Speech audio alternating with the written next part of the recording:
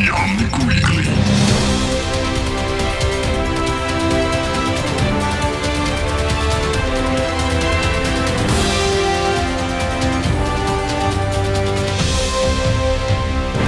Welcome everyone, it is November 19th and this is episode 159 of the Omnic Weekly. I am Adi and this week I am joined by Frozen, or Frozen, kind of depending on who you ask. How you doing, Frozen? How you doing? I'm good. I'm a bit tired, but weather, new stuff happening, just tired. Yeah. Fall, it's that typical fall feeling. Like, where things kind of slow down and you start like you had that sense of maybe it's time to hibernate. Maybe we should go all bare and kind of find a hole to crawl into and just sleep. That would be kind of cool.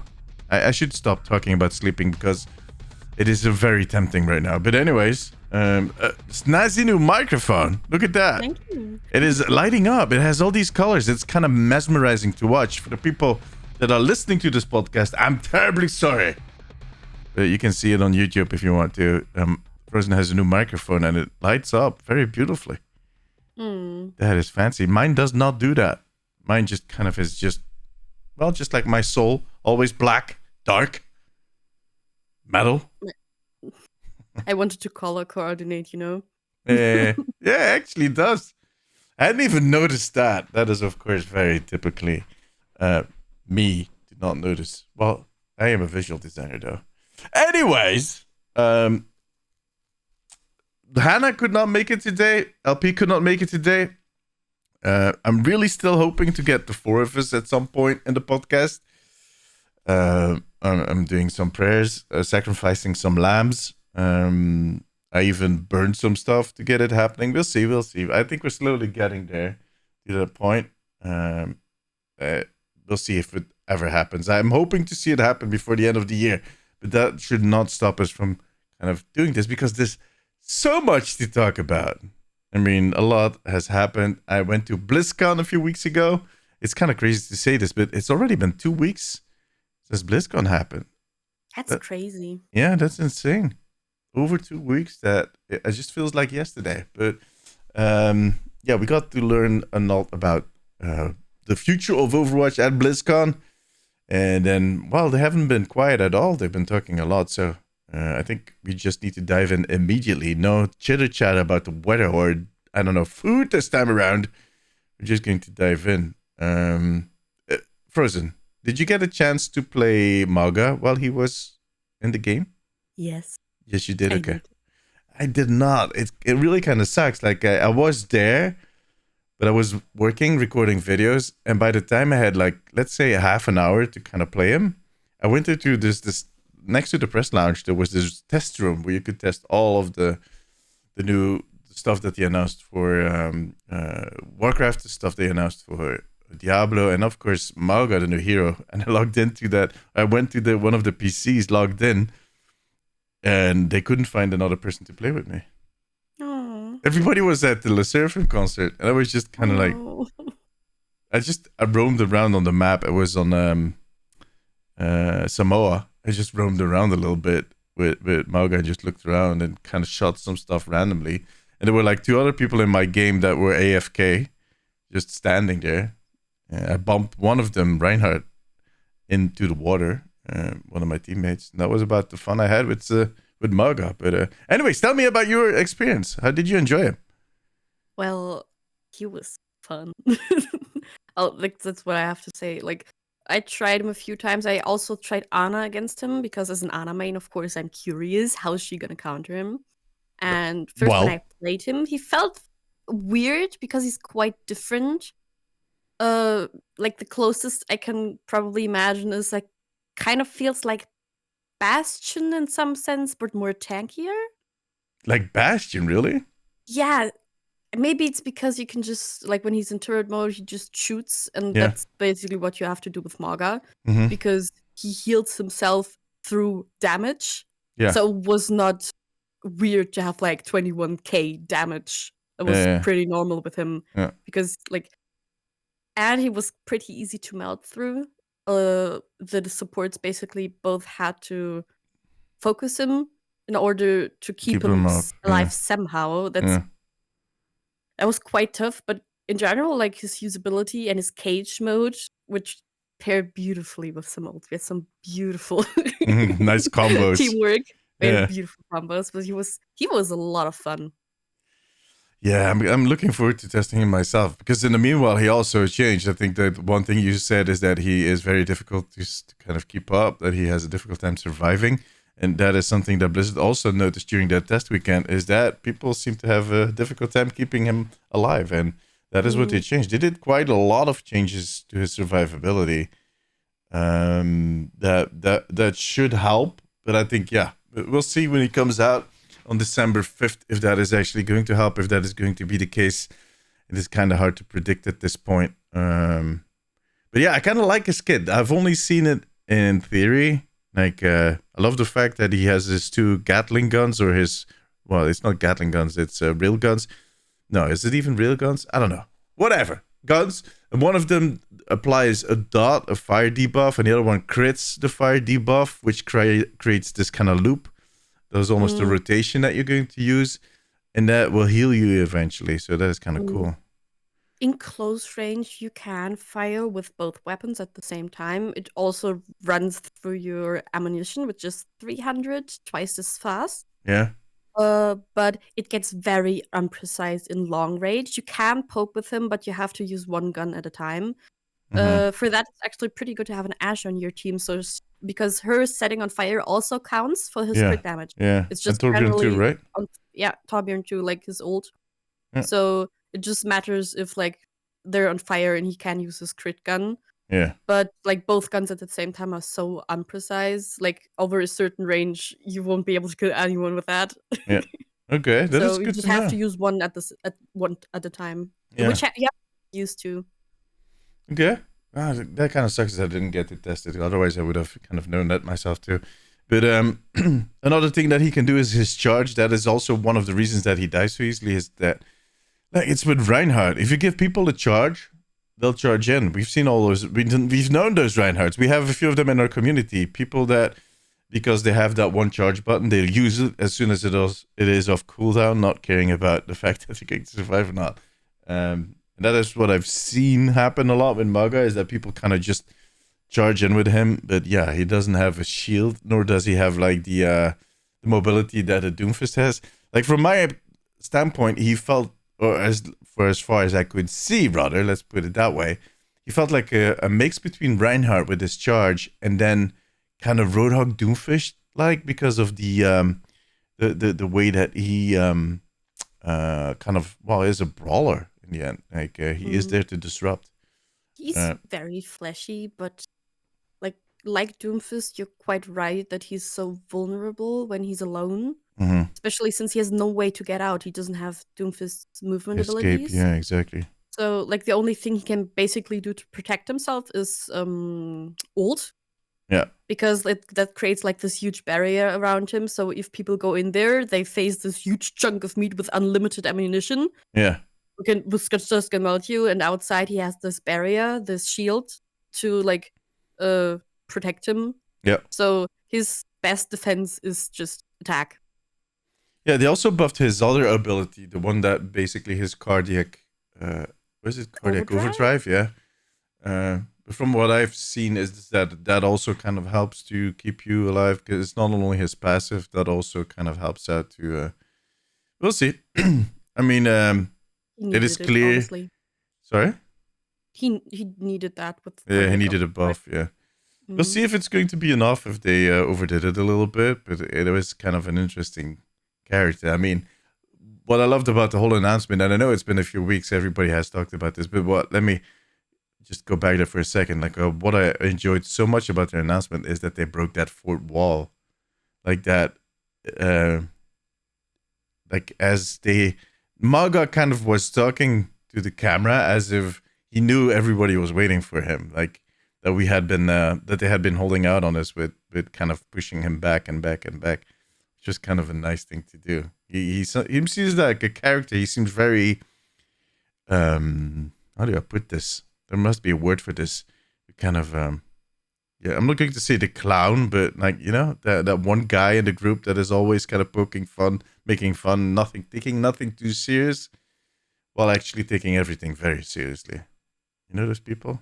Yeah, every friend To group has them. overplay his seriousness probably for Yeah, others. I do think he takes certain things seriously when it comes to his loyalty to Talon, and I think that is something that we're going to see in the lore, is that he has a bone to pick with Baptiste because Baptiste kind of abandoned Talon, and that he does not appreciate that kind of backstabbing behavior is maybe the best way to put it. But from my standpoint, it's less of a backstabbing and more of a coming to common sense. But anyways, we'll see how that all evolves once he gets released, and I'm presuming that we'll see it from interactions between those two heroes in game, which is going to be very, very interesting. Something to look forward to.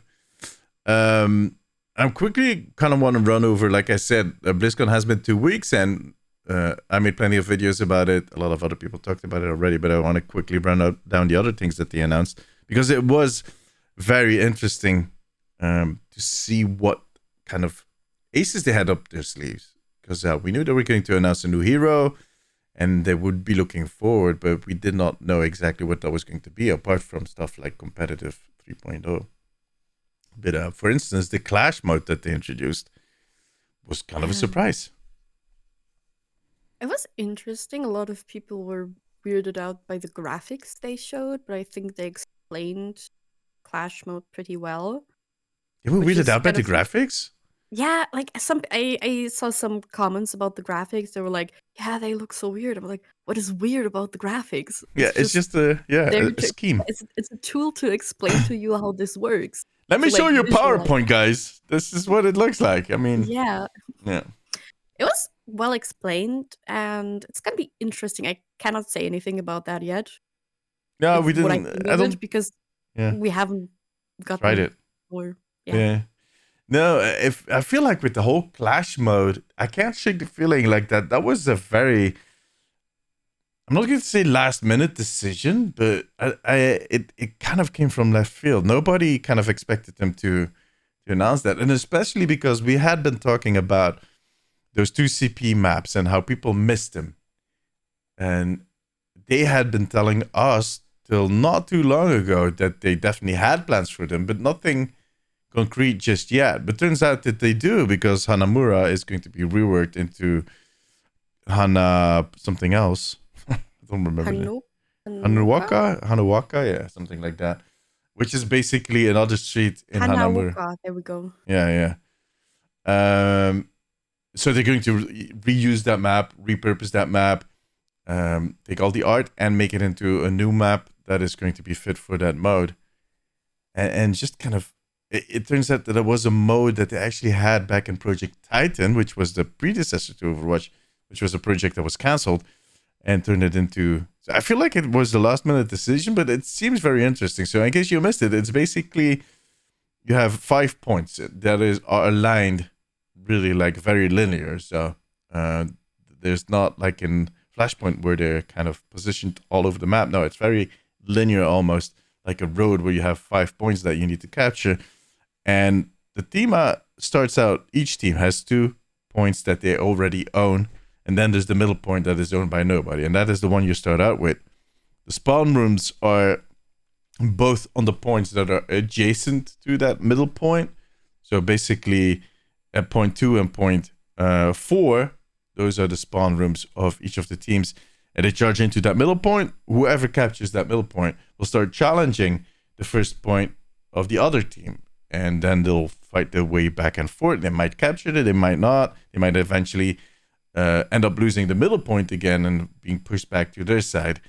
So you get this back and forth, which is, I think, kind of an interesting idea. I've heard like a lot of people commented on my videos and whatnot and told me that this is a mode that they've seen in a lot of other games, in mobile games, in other shooters. So I'm kind of curious to try it for myself. It sounds interesting. It's gonna be interesting how it fits in Overwatch because we haven't had anything linear before, and like having all the abilities like defense abilities, because it's gonna be just like switching between defense and attack kind of thing. Yeah. So you can't just pick one team comp and defense and just roll with it. You have to get creative, which kind of like the idea of could become pretty nice, but we'll Yeah, see when exactly. it's fully fleshed out, because like right now we've just seen like very rough sketches and Yeah. Yeah, we've seen a PowerPoint slide where they kind of show like where the points how to see. It makes a lot of sense. It's not super complicated. I do know that some people were worried that these matches were going to last forever because you can recapture points and whatnot. It's almost like an internal battle for all those points. And Aaron actually said at BlizzCon, like, the chances of you getting 5 points and winning that way are very slim, which makes sense. Otherwise, there's a balance issue, or yeah. Well, we've talked about this plenty. It doesn't always come back to a balance issue. Sometimes it's just about some people that need to switch heroes. But anyways, they also had a point system. So every time you kind of capture a point or capture an objective, you'll get a point. And there's a maximum score that they had not defined yet at that point, and apparently they still haven't. But some people worried that it was going to take too long. And this week, during his developer blog that we're going to come back to after we discussed everything BlizzCon, Aaron actually added that there's also a timer that is in play. So there's no way that it can last too long, because there's a maximum timer that is going to stop the match at some point and decided that way. And whoever has the most points at that point is going to win. Unless, of course, there's a tie, and then it gets interesting. We'll see how they deal with that. But I like it. I kind of, on paper, this idea works really well for me. So did Flashpoint, and I still like Flashpoint, but I feel like overall I'm on the minority side. I think a lot of people have their issues with Flashpoint because it's a lot of running. I mean, yeah, it happens. Some maps are a little bigger than others, and then you need to run a little fast or a little more. I also think in Flashpoint, one of the issues is that people are too focused on the objectives. Once you capture that objective, you should actually be fighting off the objective as much as possible to stop the other team from getting to the objective. But not everybody does that, and you need to stick around together as a team. I think it's something that we'll see transition over time. But anyways, we'll see. And then there was the whole announcement of Competitive 3.0, which, in my opinion, was the biggest victory for... I mean, announcing Maga was nice. Coming with a surprise game mode was fun, but Competitive 3.0 was the one that got so many people excited. I think that the changes that they announced were really addressing everything that the community had been asking for. I had this... the day before the deep dive was going to happen, I was roaming the floor BlizzCon with Will, someone that is in our community, one of the people that helped me out, and he was walking with me. And at some point, I was approached by someone that introduced himself, and I had been talking all day to people that told me that they recognized me from my content and that they enjoyed my content, and I had a lot of fun. And this person also said, like, yeah, man, I enjoyed your videos, and I'm looking forward to explaining Competitive 3.0 tomorrow on stage. And I was like, wait, what? I hadn't kind of made the connection just yet. I kind of felt his face felt familiar, but I'm really bad with names and whatnot. And then he was like, yeah, I'm going to be introducing him. And that turned out it was Gavin Winter. Damn. that I was talking to. I'm such a dumbass sometimes. Jesus. Yeah, that's crazy, though. Yeah.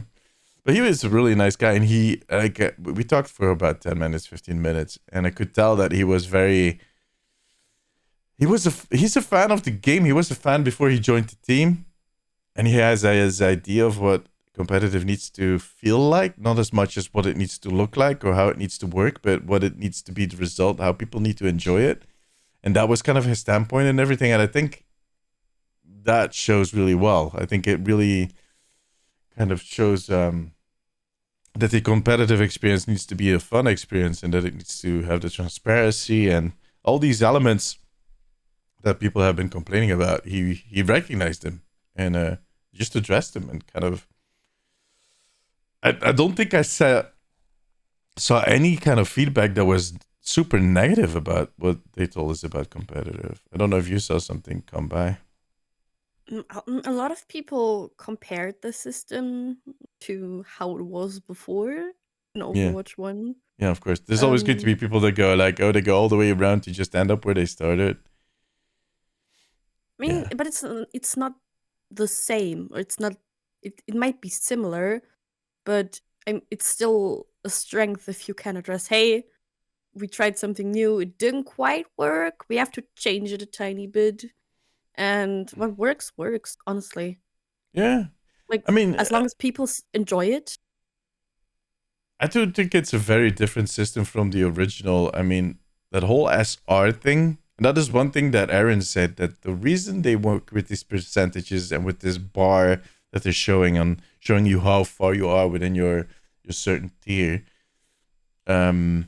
is because SR was such an arbitrary number. It was something that they kind of, a scale that they made up, and that really has no value. While this new system actually, because back in the day, you didn't have all these kind of, you were a bronze, silver, gold, platinum, diamond, master, grandmaster. There was these big sections that at some point also lost meaning because everybody was looking at your SR. Your SR kind of skated around all these these tiers, and now they kind of pinpoint you on that scale where you are silver 1, 2, 3, or 5 through 1, and then gold, same thing.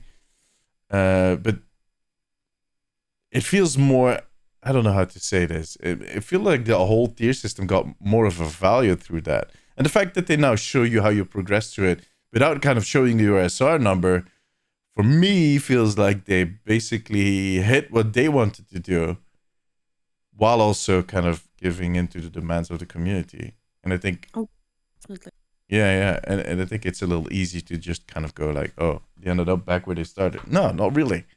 Because you still have a different experience. You still have all these different tiers within your level, or you're not gold, you're gold 5, or you're gold 1, you're platinum 5, you're platinum 1. There's this whole new nuance to it that I think feels more rewarding. What we should really appreciate is how well you can see now, like how much you improved, what was maybe the cause of your rank up or derank, like how you progress, also that your rank changes after every game. Because everybody knows no one likes to be on like a 10 losing streak and then you're like, I'm just gonna derank anyways. So yeah, it also solves that issue where people got 3 wins, 2 losses, and it ended up deranking, and I don't understand why. They're like, why? What did this happen? Because your rank is not only about did you win or lose, but also how did you perform. So I'm not going to say that you can rank up by just losing, but sometimes a loss will have a lot less impact than the gain you will get from a win. It is it's about your individual performance, and those are things that are going to be reflected more easily now by the fact that you'll get an update after every single game. That you also get like these what do you would call them actually? Like there's a word for them. I can't think of the word, where you'll get, for instance, the win streak, and that win streak will kind of adjust the level at which you jump up in levels and whatnot. Why can't I think of the word? It's a simple English word, but it doesn't matter. It's going to bug me till the end of the podcast, but it's fine. So it's kind of nice that you get to see those. My first impressions after I heard the talk was like all good, but I think for a lot of people it's going to get a little complicated because we've been playing this game for years. We play it on a daily basis, but I think there's some friends of mine that play the game like once every 3 weeks. They're going to look at that and go, wait, what? Modifiers. That was the word I was looking for. Modifiers. Yeah. Told you it was going to bug me if I didn't find it. They're going to look at the modifiers, and they're going to be, what does this mean and that mean? But on the other hand, like I kept looking into the system and looking over the slides, and I was like, who cares? Because the information that is interesting to you is on the screen. The biggest is just if you want to dive into those nitty-gritty details, you can, but you don't necessarily have to do it. So I found it a pretty interesting way. And one thing I remember from my talk to Gavin is that he told me, like, this is a UX challenge, not as much a systems challenge as it is a UX challenge, and that is 100% true. This is the system behind the screens is still very similar. It's just the way they present it to you, they show it to you, and the amount of information that they show to you that is different, and it is variable. But all the rest behind under the hood, so to speak, is still going to be the same. So, I mean, with some things, it's just really how to present it, because right now it's quite kind of ambiguous how everything works. Mm-hmm. So naturally, there are always going to be people, if there's not a lot of information on the screen, that are going to be ragey or not understanding why does this work like this now, and especially people who are like more casual players who play comp once in a while, who don't really know how things work, and they're gonna continue not really know how to know like how this works. But it's better if you can just see, even as a casual player, say like, hey, apparently I did something good because I have a win streak, or like my little thingy is going up. I don't really know what it is, but it seems to be okay or good, you know? Yeah, because exactly. everyone is like getting into it and really like focusing on the nitty gritty, like you said, like the details and what is this, what's my AR, what's everything. Just some people just want to have fun, and they want to see funny numbers go up. Yeah, numbers going up and green numbers are always something that pleases people, no matter what the actual content is. And we'll see. I mean, it's interesting. It's something that I'm looking forward to actually in season 9, to see that system kind of shift over and to kind of experience that. Apart from, we're also getting new competitive rewards. There's going to be this rank reset that they're going to do on a yearly basis, which is also very interesting. By the way, I think you might have a ghost in your house, just telling you. I see ghost orbs flying by the whole time, so good luck with that. Maybe Thank you. Get some incense or something. So those are going to be, I mean, the whole new reward system. I know that a lot of people were like, why did it take the new emerald weapons? Why is that a thing? Why didn't they go for diamond? And I think the reason that they're not going like gold, then going to platinum weapons or diamond weapons, is at that moment they're kind of limited. What they want to do is introduce new rewards every single year, do a reset of all our ranks, introduce a new reward, a new currency, and have us work for that reward for a whole year and try and get as many emerald weapons in that year as we can. And then the next year is going to be something else. If you kind of keep adding to it. So if you go from, well, they can't go with silver weapons now because we already have gold ones, so we need to go to platinum.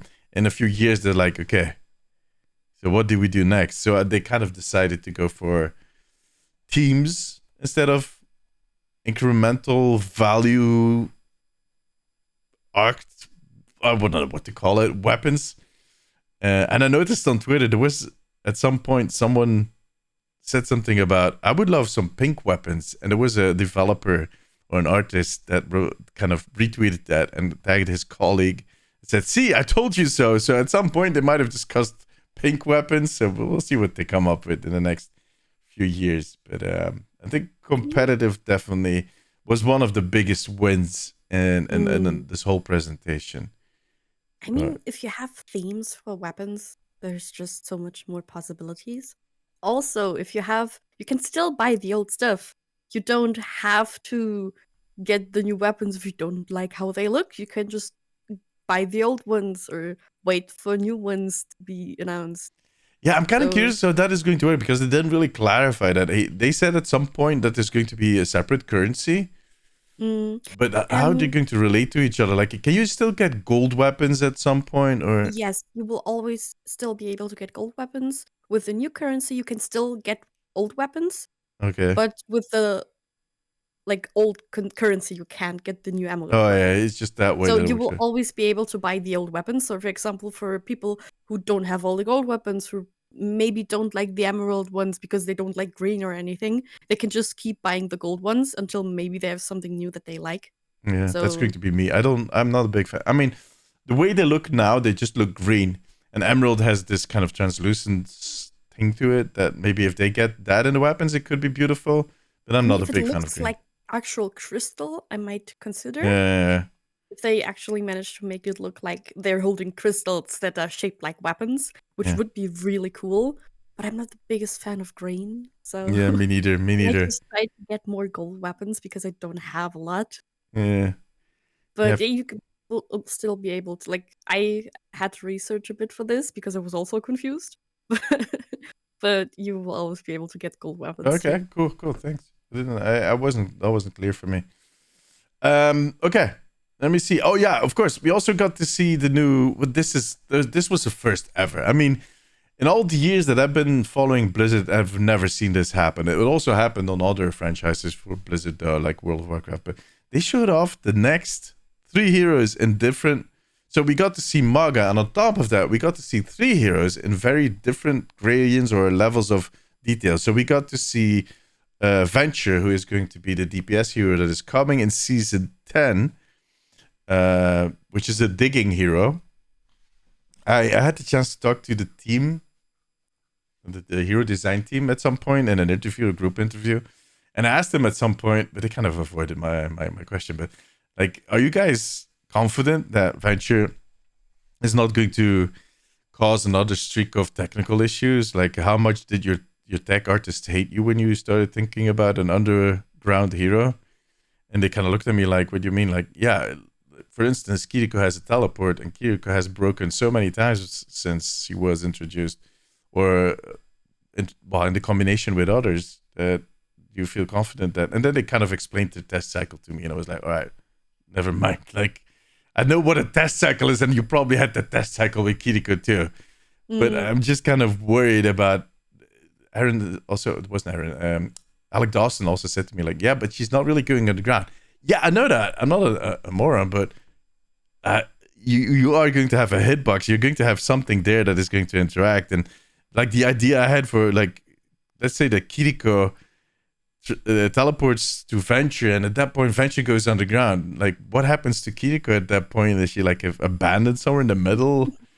In the middle of the void. Yeah, she's not going to go underground, but she might get stuck in weird places because Venture is going to interact with all these objects in a different way once she is underground. I mean, also with like traps, is Venture gonna set off the traps?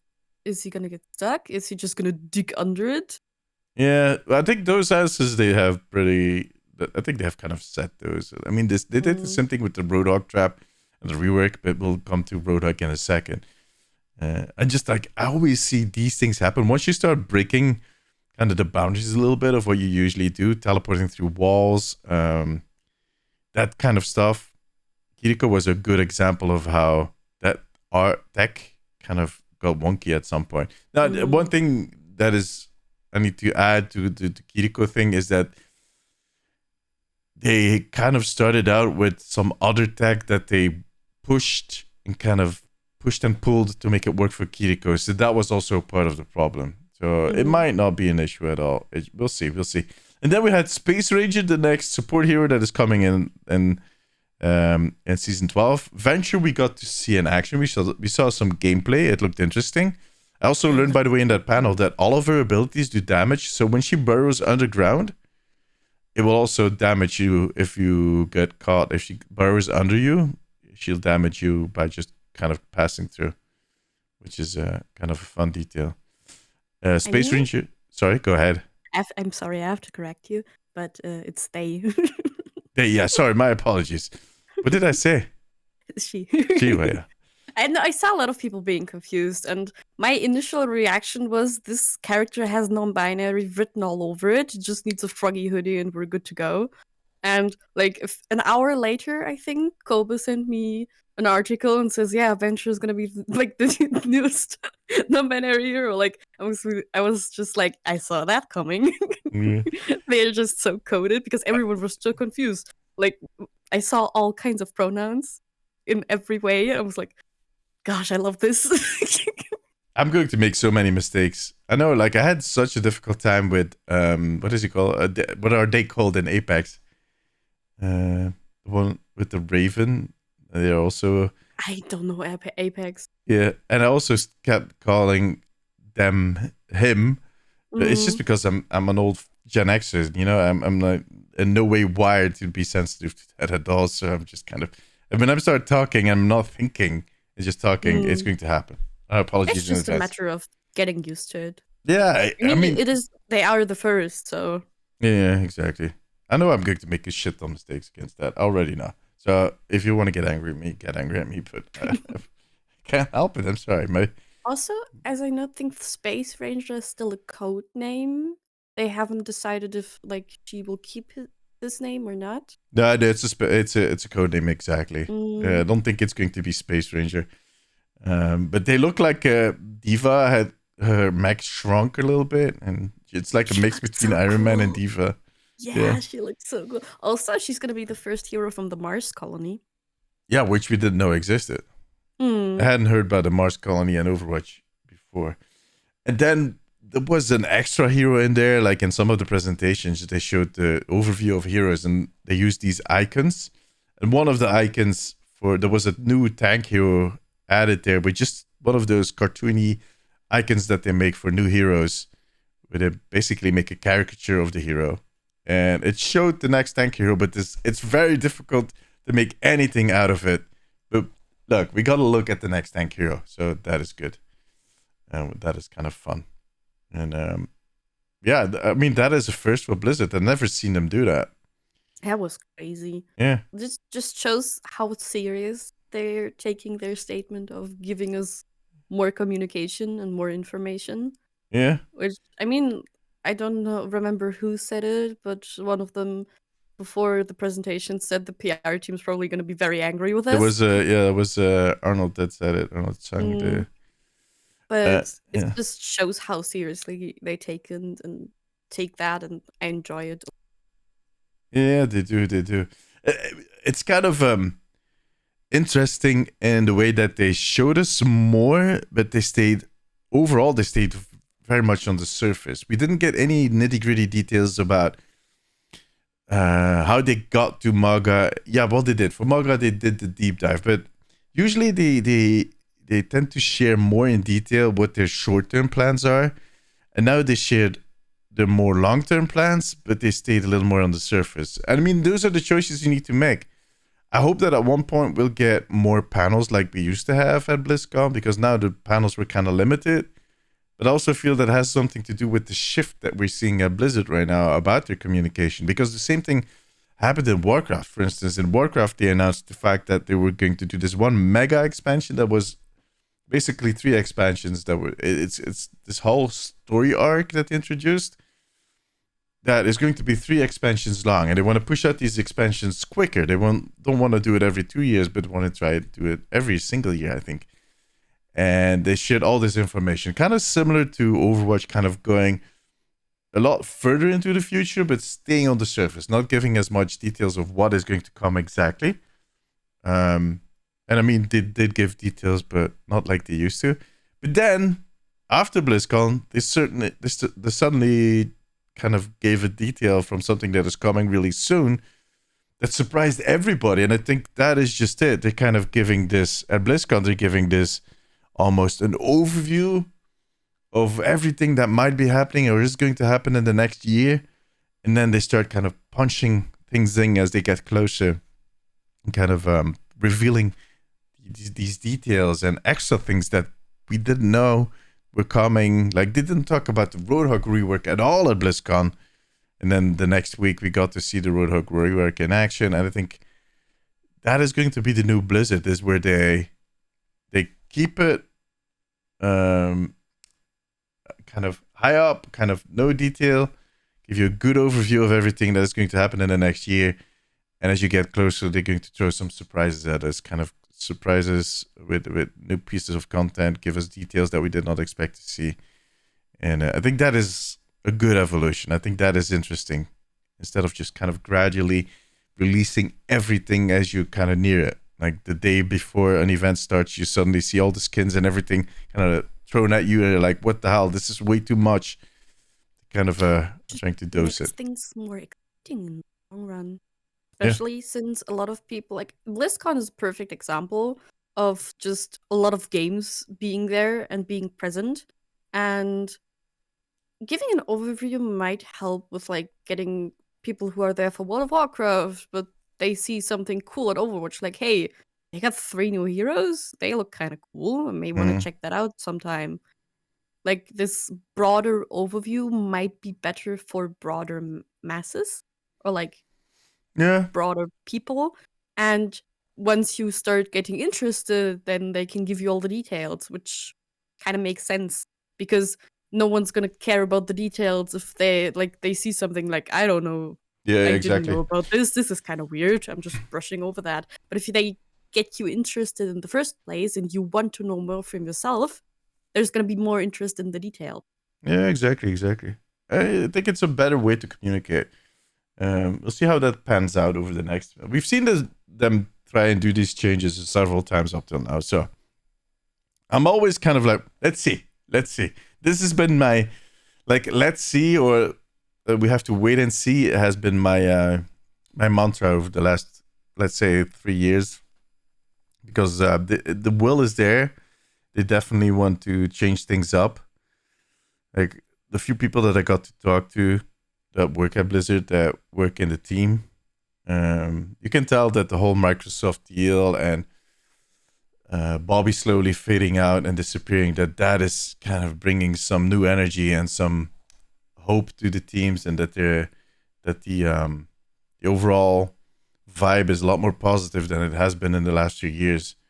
So that is, let me say, just encouraging for the future. But we always need to wait it out because they don't always get what they want. They sometimes, other things get in the way. I mean, plans sometimes fail, but also we never know what Bobby has up his sleeve for those last months that he's in that seat. Well, the last few weeks, I think it's about 6 weeks left. We need to make this counter. Make a little Bobby calendar gone? counting the Counter, days. yeah. All right, let me because kind of there's still so much to talk about. Let me move forward a little bit. True. Well, yeah, we talked about the transparency already. Oh, let me also, like, the mastery modes are getting expanded. We did not talk about that just yet, but let me add that quickly. They're going to add new masteries, and they're going to do a multiplayer mastery that is kind of like a tower defense, which is and we'll fun. get mastery replays too. Yeah. So people can like see how they can improve. Yeah. I'm going to be honest. The masteries, I've tried a few of them. It's okay, but I would rather just jump in a game. Maybe it's the wrong heroes yet for you. I Might know be. it's for me. Like I tried the Reinhardt one, and I was like, yeah, I get it. I know what to do, but I don't know. Like I guess it's because, like, I've seen some other content creators making a big deal out of it, making a whole stream out of it because they aim to get in that top, I don't know, 10, top 5, top 3. I'm like, I'm not bothered. So once you go through it, you're like, okay, I've done this. Let's move on. It's just me. It's me. Okay, but let's move on to the Roadhog rework. So as I said, they didn't really talk about it at BlizzCon, but you know what? Understandable. It was kind of shifted back. It was supposed to happen sooner. The plans for BlizzCon were already made long time ago. So we didn't get to experience this or know any extra information on Roadhog during BlizzCon. But the week after that, the gates opened up, the floodgates opened up, and we got to see what they actually had planned. And the next day, things just went live. It was a quick follow-up. Like, there was a Q&A stream that they did where they shared everything that they were planning to do.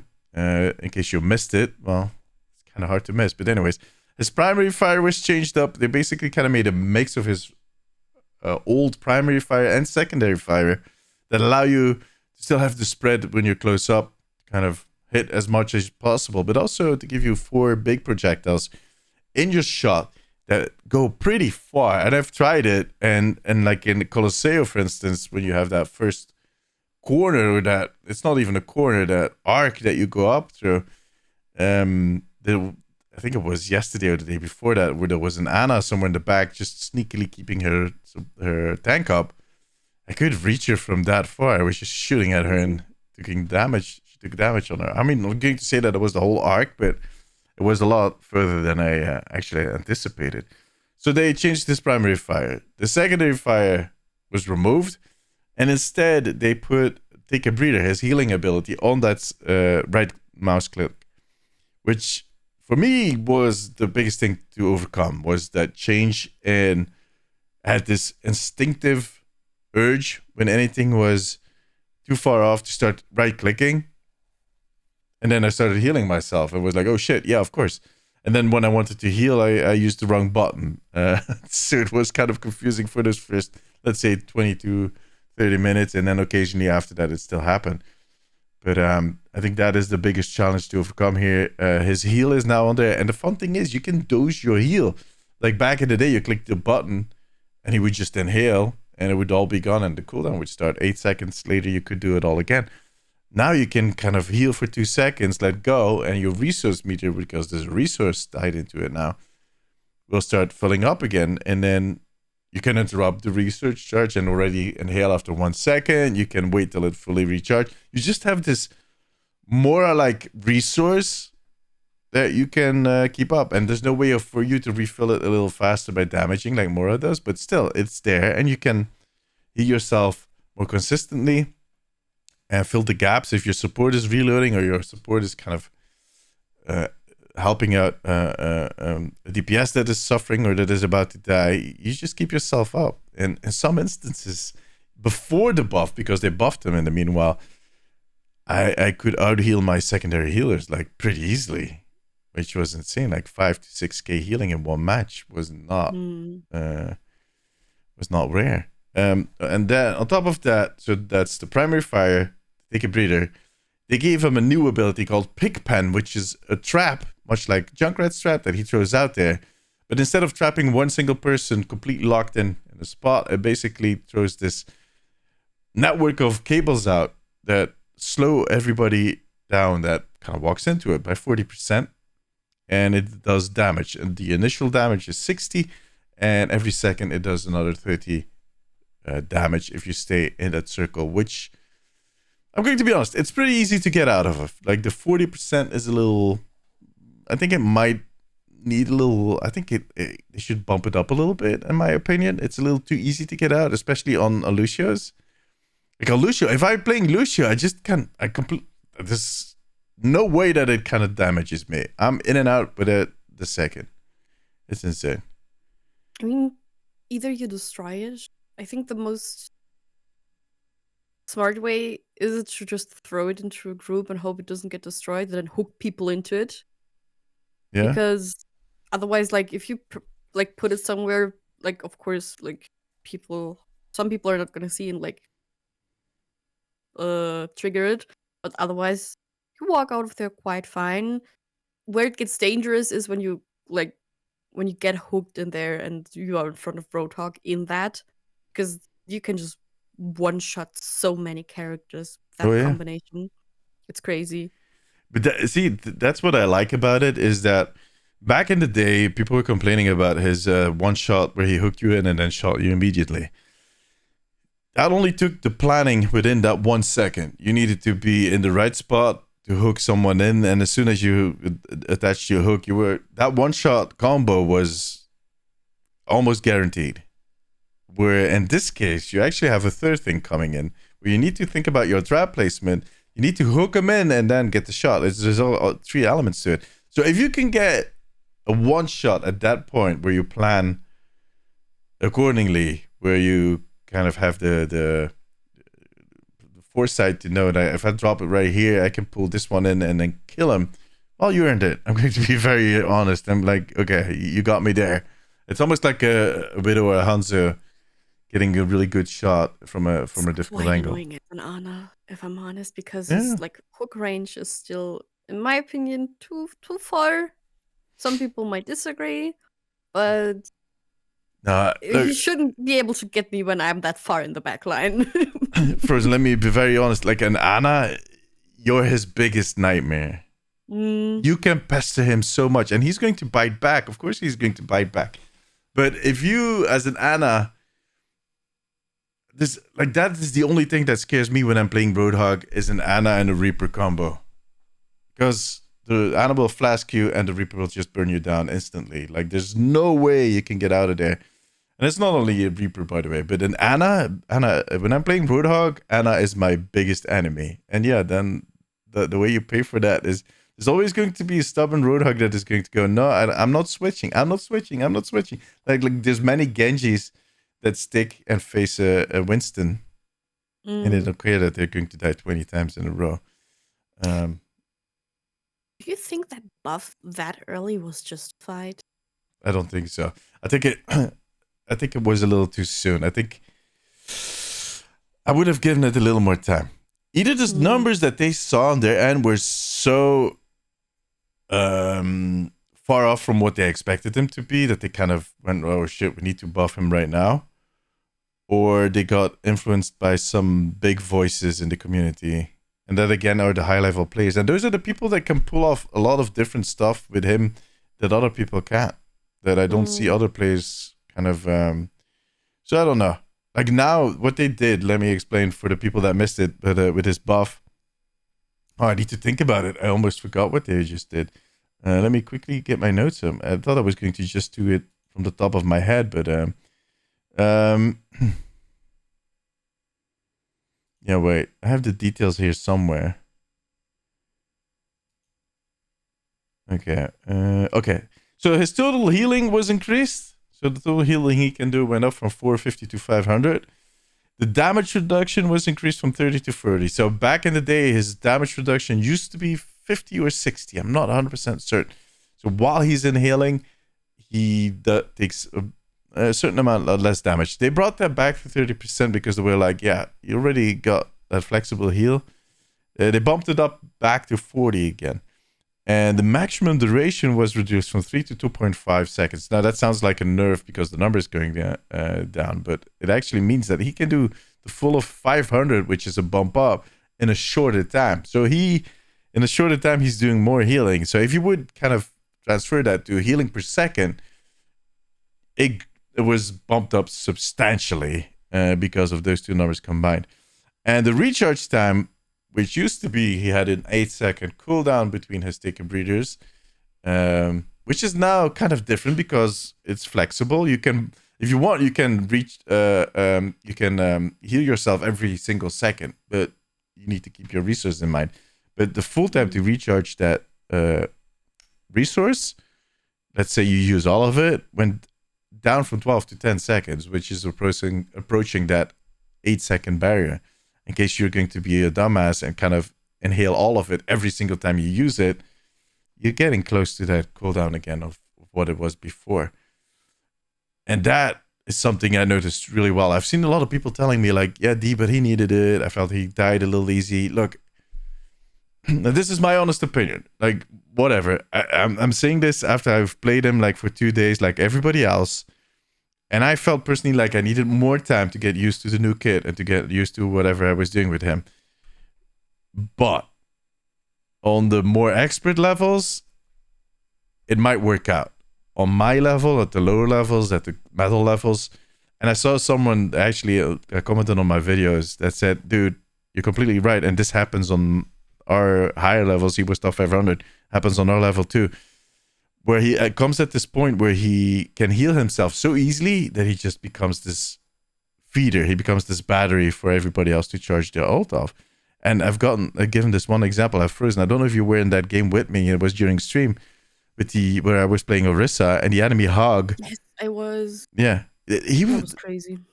The enemy hog was just standing there trying to get DPS me down, which he couldn't because Frozen was healing me.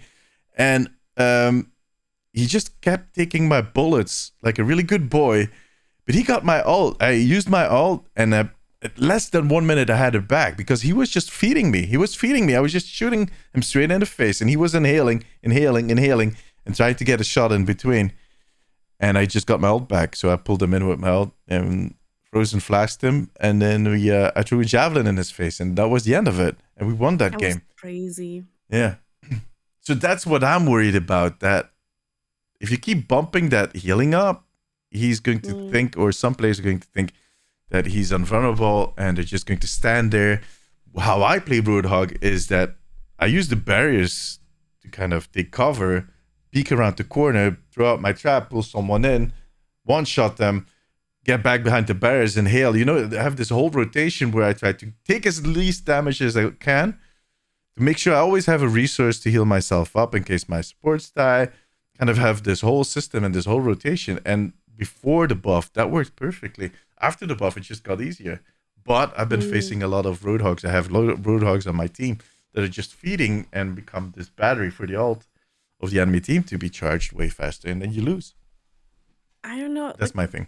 Half a week, in my opinion, is just not enough time to determine. No. Okay. I have to start differently. I get that they want their reworks to have a lot of impact. Like they did it with Sombra. They did beautifully with Sombra. They did. And they wanted to have that with Roadhog too. I get that. Because if everybody thinks, hey, the character is not quite like having an impact, or you think, oh, the things we wanted to achieve weren't quite reached, that can be intimidating. That can be like, oh shit, we did something wrong. But buffing him after 2 or 3 days was not the answer, because people need the time to adjust to the new kit. It's totally always agree. like that. I mean, in the beginning, people thought Sombra was so super strong and you couldn't counter her. And by now, it's just like, I sleep her and I move on with my day. Like, you just have to move a bit and then she won't hit her virus. But we talked about this, Frozen. We talked about this when, like, a few episodes back when she released. We actually had this conversation where I told her, yeah, but she's like, that's exactly it. And we need to give the community as a whole more time to kind of. But look, I really think that it is because of some content creators, some high-profile content creators have been complaining. Because the one thing that kind of confirms that for me is that I think it was Your Overwatch made this positive video about the Roadhog rework, and he said it is underappreciated. Was the title? I didn't watch the video. I rarely do that because I want to be in my zone and I don't want to get too influenced by other people. It's a weird thing. But anyways, I just saw that one video that Your Overwatch made that had in the title the underappreciated Roadhog review. And Alec Dawson, which they almost never do, retweeted that video. Which shows me that he's like, guys, give it a chance, give it some time. And that they kind of, I don't know.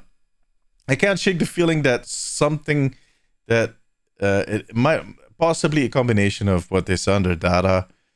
But if I was them, and that's easily to say, I mean, I'm not them. I'm not in their seat, so I'm not doing their job. I'm not a hero designer. What the fuck do I know?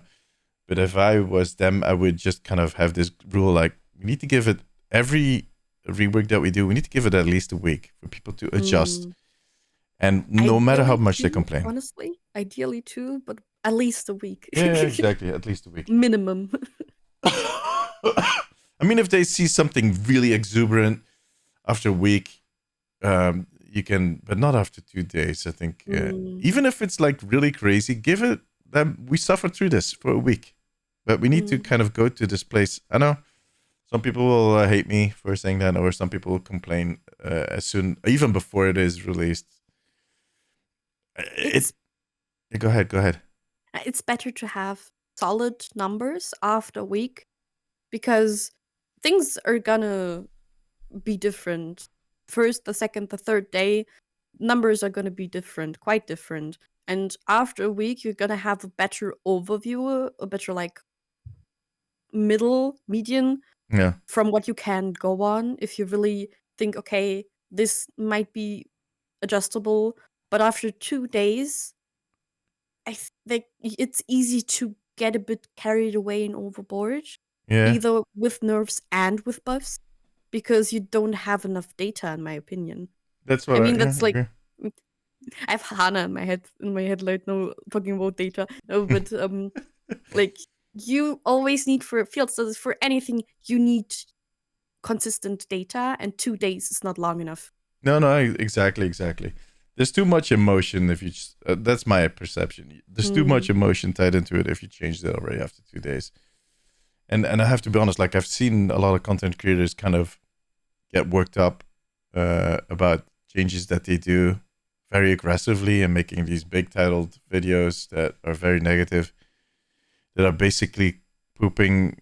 I mean, there are a few of them where I was like, come on, dude, you haven't had the chance to properly try it. And then afterwards, when they do these changes, you get these follow-up videos that are, yeah, they agree with us that the rework was completely trash, so they're trying to fix it by this.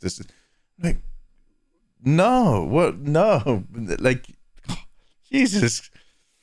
You're kind of taking that thing you're doing wrong, which is pooping on it after you given it even the proper time to test it, which is your mistake, and then you're taking your mistake and trying to double down on it by slapping them in the face and kind of calling them out for it, which is bullshit. But anyways, I'm not going to get too worked up about all that.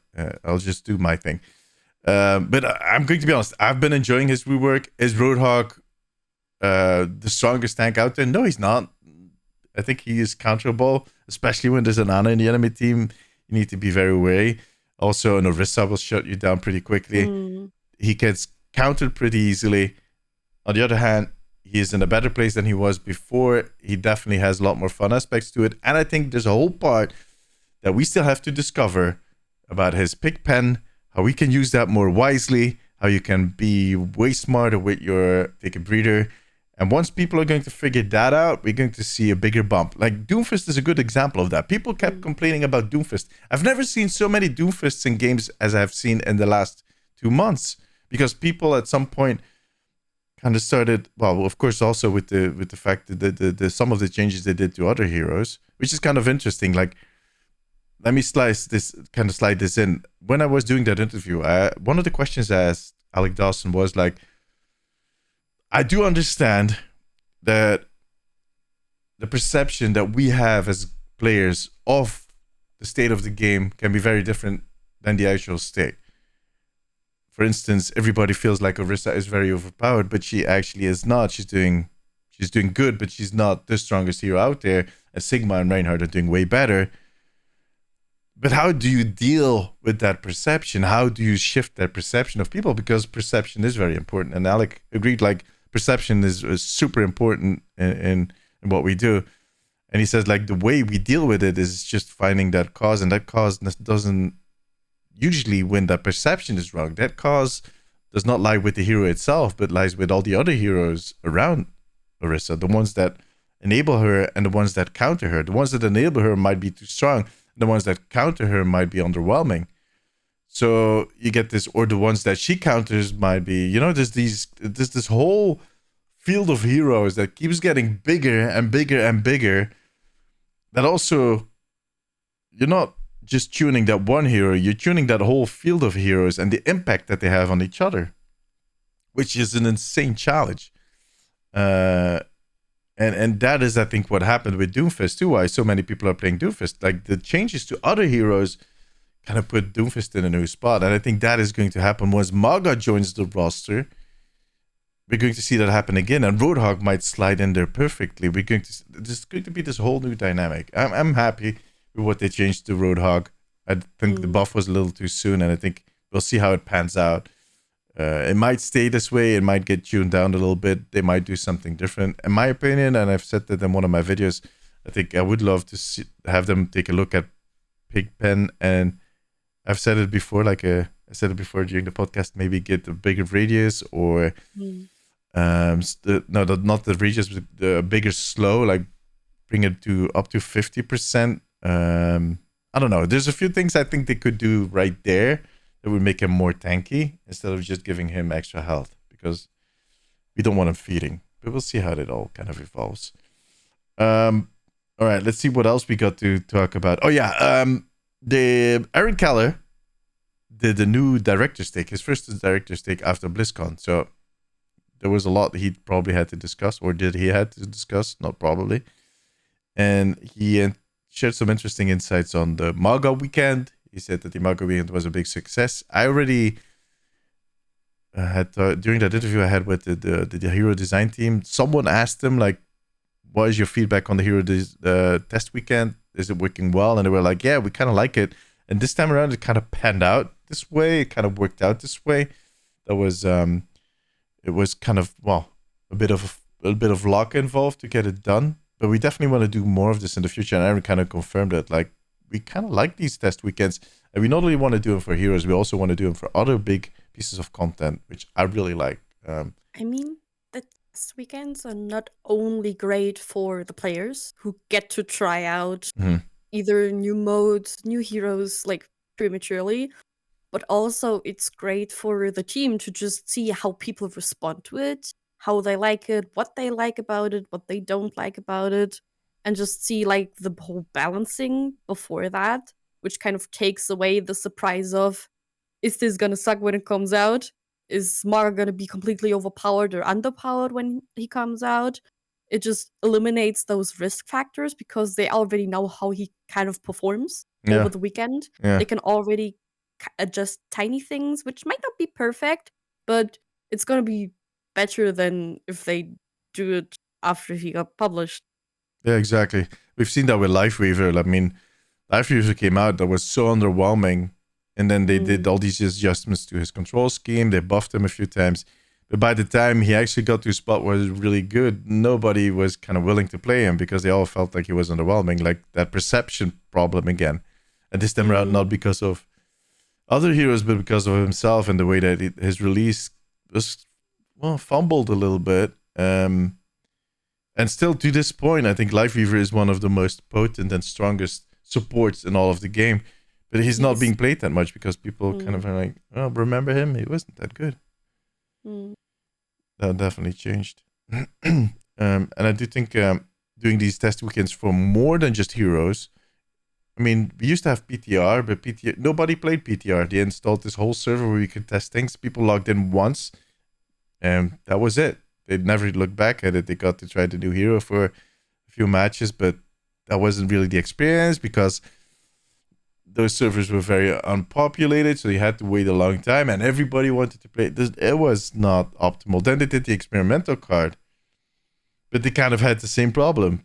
People played the experimental card for a few games, a little more than PTR, because you also progressed your general progression with that, and they could do some things with giving you Battle Pass XP. But it's still like a separate thing. These test weekends are just kind of introducing these elements to quick play, which everybody or a lot of people are playing. So that is in that. Well, I mean, having something like test servers, PTR, experimental card all the time, or just having them for a weekend is quite different. Because if you have something at your fingertips, just like for all the time, you could technically always play it. It doesn't give you much of a thrill to play it because you can always go back to it. It doesn't really matter. But they advertise these like, hey, this weekend, surprise, you can try this new feature. I would expect that a lot of like players will play on that weekend just to try it because it is limited. That's what thrills people. That's what gets people excited when it's limited and they get to try things first. Yeah, exactly. And I mean, like, I don't know what was I think it was only available in the arcade, right? There was one mode in the arcade. Yeah. But people are used to kind of, and there's also kind of other things tied into it. I don't know. I think it's a better way to do things, and I'm kind of happy. The mode in the arcade. Sorry? What do you mean about the mode in the Maga? arcade? Was Maga also in quick play in general? He was already in quick play. He was everywhere. Like that's what you basically want, is to have him everywhere. And then, I mean, it's not even a matter of are people going to play it. You know for a fact that every single game will have at least one Maga in there. Definitely. It's like hero release, and then people will try him again once he releases. Oh yeah. And There's going to be more excitement. Yeah, there's going to be more excitement even because they want to see what they changed and whatnot. Okay. All right. Let me see what else he discussed in his developer blog. We need to still. I mean, is it either going to be a very long episode, or we need to ramp up the speed a little bit? So they were going to test more of that content. They were also kind of looking at general changes that they were going to do. He already explained, like we discussed earlier, the whole clash thing. He explained the timer in that blog too. It doesn't matter. We talked about that already. But they also want to do some changes to the game in general, to the game systems, to better the gameplay experience. And one of the things they want to do, for instance, is kind of stop putting people in games backfills after, or if there's not enough time left in the game to. We've all been there where you load into the game and you have about 20 seconds left, or in the worst cases, you see the defeat screen immediately. Kind of bump that up a little bit. So, look, if the game is lost, if there's no way of coming back, there's no need to backfill or to put anybody in anymore, which I think is a huge change that is going to be very interesting. But they were also kind of doing experimental changes, and one that they highlighted was that they want to shorten the respawn times dramatically, is what he said. So I'm not thinking like, no, I think it's about 8 to 10 seconds, that they're not going to bring it back to 6. No, it sounds like they at least want to half it, if not bring it even lower. Which has been met with some pushback too, because apparently they used to do that in the alpha of Overwatch 1. And people are there, it didn't work then, it's not going to work now. I don't know, it's a different game, completely different game. We'll see. But it will definitely help with the fact that people need to group up if you combine those two things that they recently added. The one was the grouped respawn and this shortened time. I think we'll get into a situation where hopefully people will kind of group up a little more instead of trickling in one by one. I mean, they said they were gonna try to play around with it, which just in the just in the case that we don't like, if it works, they're gonna keep it. If not, they're probably gonna revert it back. Mm-hmm. But it is quite interesting, since they probably also gonna have to change, like, because right now it's like 5 seconds dying within of each other, you respawn together. They probably have to shorten that time a bit, because if the respawn time instead of 8 seconds is now 4 seconds, no matter if you die, you will respawn together now. Yeah. So it's going to be very interesting to see, because we had some matches that were lost just because we had 10 seconds on the respawn timer and no one could get there in time again. Yeah. On the other hand, with the whole new grouped respawn, I've noticed that the amount of reversals that we've had has also doubled, because we depending on who we play with during stream and whatnot, sometimes we have this situation where people keep running in by themselves, and after 2 or 3 times I'll tell them, like, stop running in by yourself. But I sometimes make the same mistake myself, so I'm not without blame here. But I've noticed since the whole grouped respawn that we had this game last week that I was so certain we were going to lose. It was a push mode on top of that. And we reversed the hell out of that game just because the game forced everybody to group up. We just came in together and it just worked. We just kind of rolled over the other team and they didn't get that momentum back, because for them it didn't work out as simple as it did for us. And I'm pretty convinced we won that game because of one good grouped forced regroup we pushed through the whole way. Just kind of fit. At that moment, we just found kind of our momentum in that point, maybe. And I kind of feel like since they introduced that, we had more games where after the game was over, we said, how the fuck did we win that? Yeah, exactly. That's been doubled. How did that work?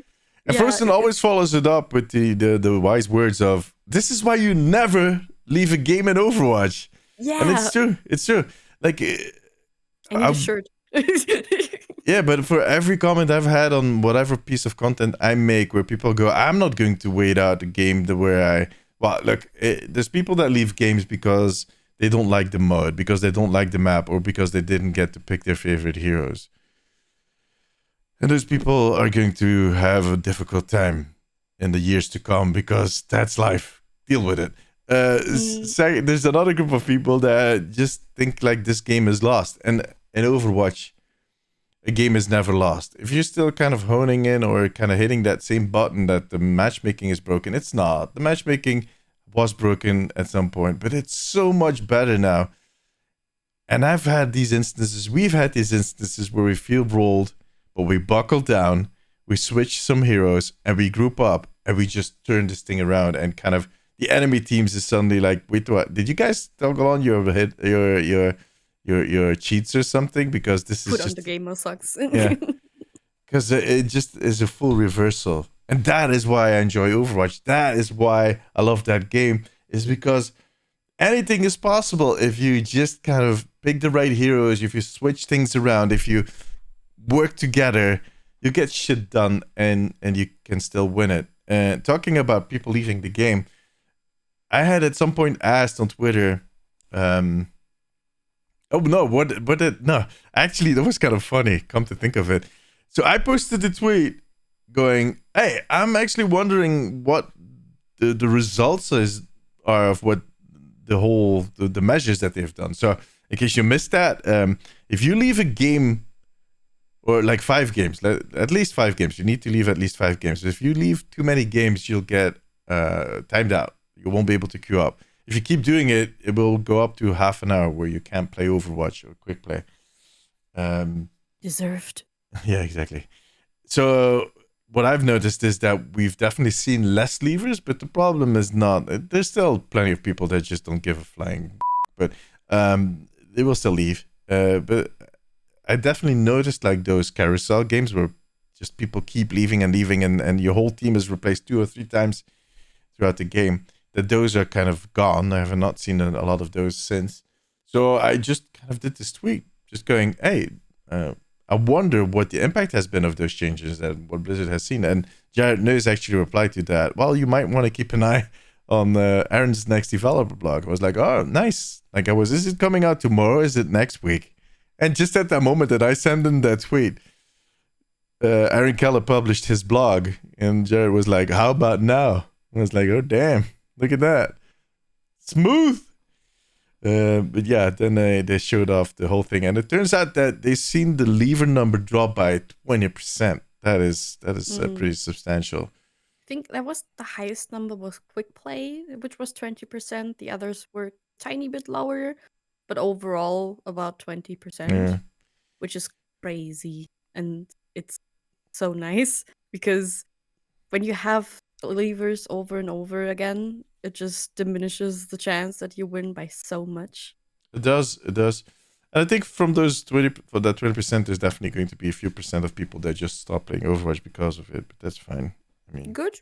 See ya. We done with you. I mean, I saw some numbers on unofficial numbers, of course, but Overwatch is still doing very good. Like they still have like 1 million players every single day, so they can do with a few of them left.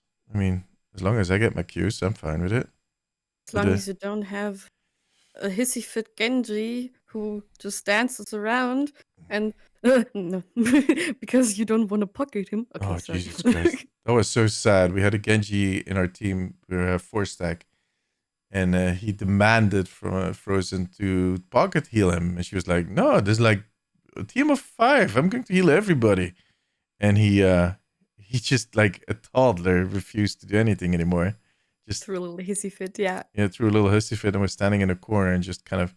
But the enemy team was like, dude, what are you, a toddler? And like, how old are you? 12? Everyone is annoyed. Everyone turned on him. Like, and he got plenty of reports. Didn't see anything come back from those reports though, so I don't think Blizzard was pissed enough about his behavior.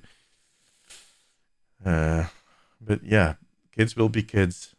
Like I'm going to be very honest. If you're an opposing team, and there's 2 ways of kind of my respect for you instantly dropping below 0 is one is behaving like that and kind of throwing because you're not getting pocketed. I can understand that people get frustrated and lash out, but just like that way, fuck you.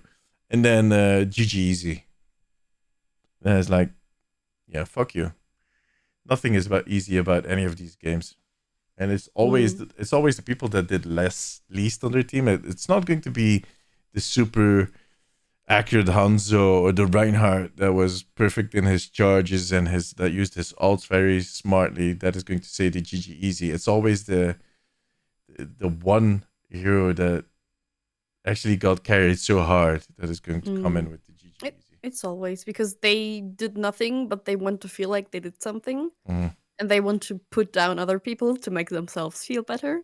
So they will write that, and just everybody will not like them. I know it's like a very old man thing to get upset. Just be nice. Yeah, be nice. Exactly. Just be nice. Come on. Like my opinion on all of that is, I know that some people do it to be funny, which is whatever. But if this game, now the reason why esports is not considered a sport by a lot of people is because of stuff like that. Because there is not enough of a sportive behavior between players, and that is on the top level. It's the same thing. Like, there's it's so rare that people treat each other in a sportive. Is that the word sportive? I don't know. But anyways, that they that you get this whole fair play principle. And I mean, I'm not going to say that in other sports they don't trash talk and kind of, but the general rule is like, it's different. It's just that kind of behavior is why it's never going to be taken serious. I mean, gaming does not need to be taken serious for my part, but just saying. That was a beautiful cough, wasn't it? Jesus It Christ. was a picture book cough. Yeah. All right, but I think that was about everything we needed to talk about. I think there's one more thing actually. All right. What did I So, forget? what do you think about the future season themes that they Oh, yeah. talked about briefly? I already forgot half of them. There's like the whole Lovecraftian thing that they're going Yeah, to we have do. like Eldritch Horror, we have Eldritch Egyptian Horror. mythology. They said witches and some type of mirrored universe. Which The Eldritch, I don't know what the whole Eldritch. Why don't they just say H.P. Lovecraft? Why is that the whole Eldritch? Easier, but I think a lot of people wouldn't get H.P. Lovecraft because not everyone knows him. Yeah. Well, come on, not everybody knows H.P. Lovecraft. What the fuck? He's the biggest. I mean, I really love that kind of Cult of Cthulhu kind of thing. That is my jam. So I'm looking forward to that one. Egyptian mythology. I mean, we've gotten the Greek mythology. We've gotten some Asian mythology with the Kiriko season. I don't know what season that was. It makes sense that would be coming, and I really like, one of my favorite skins for Zenyatta are those Anubis style skins. I don't know the name exactly. So I'm looking forward to that one. What was the other one? Witches? Witches. I'm not really sure what they want to do, so I'll just hold off an opinion on that. But Mirrored Universe has been asked by so many people. So many people want to see the Overwatch team as Talon, heroes, as Talon agents. I kind of like it what they did with the Star Watch thing, where they kind of had like Mercy as one of the evil players, and then Doomfist was a good player. I kind of like that. I don't know if the mirrored, if that is going to. It will all depend on the way they kind of set it up. If they're just going to use it to make skins, use skin themes from talent schemes on because like one of my favorite Batiste skins was his talent skin, because I like the color scheme and whatnot. But if it's just going to be that, it all depends on what they're going to do with it. But the H.P. Lovecraftian, the whole Egyptian mythology definitely got me interested. Have a lot of potential, yeah. Yeah, and one of those that they mentioned is probably going to be the next one for season 8. Because, well, we're getting close to Christmas, so I wouldn't be too surprised. Like, I'm not going to say that H.P. Lovecraft is the best Christmas material, but it does have that darker feel to it that kind of fits the whole. A Christmas event would kind of fit within the Eldritch, whatever horror. I don't know. Maybe that's just me. Maybe I need to readjust my Christmas sense a little bit. But yeah, well, I'm actually very curious to see what they're going to do in season 8. Which one is your favorite of the 4 that they introduced? It's difficult because I love anything mythology. Doesn't matter what kind of mythology, because I had a phase where it was just researching everything: Greek, Roman, Egyptian, everything. So I'm really into that, especially that some of the characters that I like are probably gonna get skins with it. But Anna already has one, like Busted. I don't know. I saw some concepts people suggested for the mirrored universe that were quite intriguing. Yeah, I've seen To this. see like a good version of Moira was really throwing me off, but was also pretty cool. And like people who made some changes to Sigma, because he's not inherently evil, but he's not inherently good. So like more of the ambiguous characters, like them finding a spot will be definitely interesting. Yeah, definitely. I mean, it is kind of interesting because like a Reaper Gabriel Reyes was at some point was an Overwatch soldier, so we already have some of these.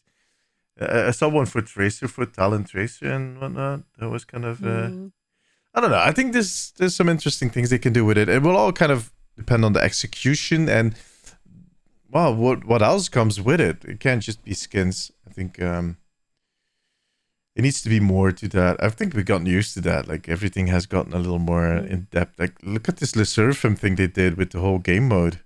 They added a freaking whole game mode. I could see like a Star Wars like game mode popping off in the mirrored universe. Yeah. Where you play against each other, but like with the heroes. That could be pretty cool. Could be Has cool. potential. It has potential indeed. We'll see. I mean, I think they're cooking up a lot of stuff. I think you could tell with everything that they shared, but also with everybody that you talk to, they were all so excited for everything that is to come. And while we're talking about crossovers and whatnot, I was mentioning the Lysurfim crossover, which has been doing extremely well. Like every single game has at least one Lysurfim skin in there, so damn, they made a lot of money on that. And those skins were expensive. That was like $25 a pop. It was super expensive. Very expensive. But they also said in an interview with Forbes yesterday, that was released yesterday, that they already have like a few of them lined up for the first half of 2024. So, yeah, a lot of stuff coming. Let's be excited about. Yeah, I just hope it's going to be. I mean, fine, okay, K-pop band. We've had the One Punch Man. Diablo was something different, but that was a known IP. But I want to see something that I'm kind of like. Like I've said this before, DC heroes. I know Marvel, Star Wars is kind of locked down by Epic, but I want to see some of these more less Asian. I would love DC so much. Yeah, DC would be awesome.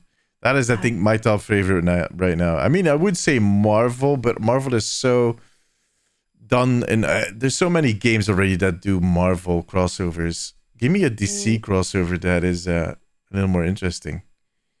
Definitely, especially in like that Overwatch style, you could do so much with inside of the DC universe. Not only taking like the whole Batman thing, but also like all the Justice League. Yeah, exactly. Yeah. Be really exciting. There are some. I mean, DC is always kind of underappreciated because, well, not all of their content is as top notch as it should be. But they definitely have some heroes. Real life stuff sucks usually, but the animations, every animated series, they are top tier. So them doing something inside of a video game, I expect a lot from them, that it could be amazing. Yeah, and the video games were all like the Arkham Asylum games and whatnot, always very interesting. And I saw, when I was on the plane to BlizzCon and back, I saw The Flash, the Flash movie, which I was pretty impressed with, especially because, wow, I bet everybody knows by now, but Michael Keaton, the original Batman, was in there, and that brought back some memories. And then I saw Shazam too, the second Shazam movie. And I mean, it's not a movie that I'll be watching ever again, but it wasn't bad per se. So, I mean, with Injustice, we know they can have a heck of a lot of funny voice lines within the DC. And I can only imagine what they could do in Overwatch with interaction. Yeah, definitely. So, yeah. I mean, if they already have several crossovers planned for the first 6 months of 2024, and they're already working on the ones for the latter part of the year, I don't know. I think at some point it needs to happen. It's going to happen at some point. Maybe in 10 years or something. All right. Good. I think we discussed everything. Let me first... well, I don't know. Like, is there anything I forgot? I feel like it is still something I forgot to mention. No, we'll figure it out. If I forgot something, we'll discuss it next week. I think we have some interesting things coming up. Season 8 is getting really close. I think once this episode is released, which will be on Monday, that will give us 2 weeks and 1 day before Season 8 releases. Maga will join the roster. And I think in the next 2 weeks, we'll see some more info shared on everything else that we can expect for that season. That'll be very exciting. Yeah, exactly. I think for Season 7, I think we're kind of done. The Seraphim event ends next Tuesday or the week after that. Not 100% certain. But I think for that last week or the last 2 weeks, I don't see him adding anything else to the game. But I think Season 8 might have some interesting elements to it. And yeah, we have Christmas coming up, Winter Wonderland, and then Chinese New Year at the start of January. So there's a lot of interesting things that should be part of Season 8. But as soon as we know more, we'll be talking about it on the Omnic post, on YouTube, and of course right here on the podcast. Frozen, can you tell these nice people where they can find you? You can find me under @FrozenUnicorn on Twitter and Instagram, and the first L is a 0. Yeah, it's good. Like I said, you'll have to make a t-shirt of it. Yeah. Hopefully we'll get Hannah or LP in here somewhere in the next few weeks, but we'll see. We just someday carry it on. will be both. Yeah, so I want to, like I said, I want to get an episode where there's the 4 of us, but we'll see. I have some interesting. I'm working on some guests too, so we'll see how that kind of evolves over the next few weeks. I also want to thank our patrons for all of the support. You guys are awesome. You can join our Patreon on patreon.com/theomnicpost. Yeah, exactly. There we go. Beautiful heart. I'm not even going to try. You can follow the Omnic Post on Instagram, Twitter, TikTok, and YouTube. You can find me as DamesTV on all the same platforms. And you can follow the Omnic Weekly on Instagram and Twitter. But the best way to kind of follow up on us and see if there's a new episode is by subscribing on whatever platform you're watching, like YouTube, or listening, like Google, Spotify, Apple Podcasts. And that way you get a notification every time there's a new episode. All right. We'll see you guys next week. Till then, take care of yourself, take care of each other. Bye-bye. Bye-bye.